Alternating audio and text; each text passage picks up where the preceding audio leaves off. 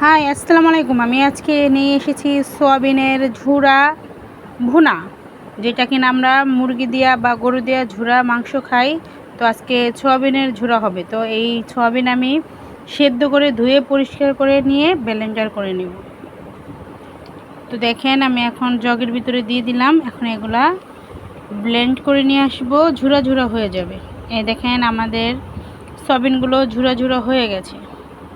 তো দেখতেও কিন্তু পুরাই চিকেন চিকেন লাগছে, আর এটা খাইতে পুরাই চিকেনের মতনই লাগে। মানে আপনি বুঝতে পারবেন না, কারণে না বললে সে বুঝতেই পারবে না এটা যে সয়াবিন ছিল। তো কড়াই গরম করে এখানে আমি পরিমাণ মতো সরিষা তেল দিয়ে দিলাম। সয়াবিনে তেল বেশি লাগে, এটা সবাই জানেন। আর যখন ঝুরা ভাজি করবো সেখানেও তেলটা বেশিই লাগে। তো এখানে আমি সামান্য জিরা দিয়ে দিলাম তেলের ভিতরে। এখন এই দেখেন, সব মশলা রেডি। পেঁয়াজ, কাঁচামরিচ, হলুদ, লবণ, গরম মশলা, একটা জয়ন্তী আছে, গরম মশলা সব দিয়ে দিবেন। আদা রসুন বাটা। তো আগে শুকনো এই মশলাগুলো একটু দিলে তেলের ভিতরে ফ্লেভারটা সুন্দর আসে। এই জন্য গরম মশলাগুলো অবশ্যই আগে তেলে দেওয়ার চেষ্টা করবেন, তাহলে ঘ্রাণটা খুব সুন্দর আসবে।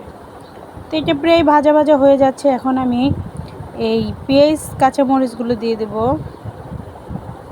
যেহেতু এটা ঝুরা ভাজা, সব মশলা একসাথে দিলেও সমস্যা হবে না। তো আমি একটু কষায় নিব। তো দিয়ে দিলাম আদা রসুন হলুদ মরিচ সব একসাথেই দিয়ে দিলাম। তো এটা সুন্দর করে আমি কষায় নিব। তো এইভাবে নাড়াচাড়া দিয়ে সুন্দর করে কষায় নেবেন। এই দেখেন, এটা কিন্তু আমার ভাজা ভাজা হয়ে গেছে। এখন আমি চিকেন মানে সোয়াবিনগুলো এখানে দিয়ে দেব, ঝুরা সোয়াবিন। তো এটা খুবই সুস্বাদু হয়। বাসায় একবার অবশ্যই ট্রাই করবেন, আমাকে কমেন্টে জানাবেন কেমন হয়েছে। আমি তো পুরা খায়া ফিদা হয়ে গেছে। যদিও সয়াবিনটা আমার আনাম্য ভালো লাগে, আস্তর থেকে এইটা সবচেয়ে বেশি ভালো লাগে। তো আপনি এইভাবে যদি একবার সয়াবিন খান, তো আপনার আর আস্তে আস্তে সয়াবিন খেতে হবে না। যারা সয়াবিন খেতে পছন্দ করেন না, তারাও এইভাবে খেতে পারবেন। তো বোঝা কিন্তু যায় না তেমন একটা, কেউ না বললে বুঝতেই পারবে না এটা যে মাংস না, এটা সয়াবিন। তো এটা সুন্দর করে কষায় নিলাম। সামান্য পানি দিয়ে নেব।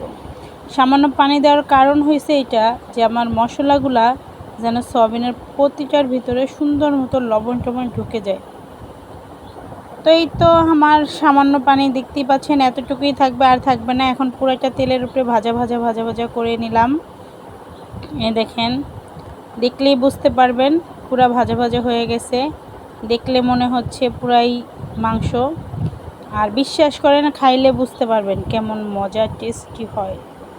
এই দেখতে পাচ্ছেন পুরা চিকেন চিকেন ভাব। আমার কাছে তো খাইতে খুবই ভালো লাগছে। আপনারা বাসায় ট্রাই করবেন। Tata, bye bye.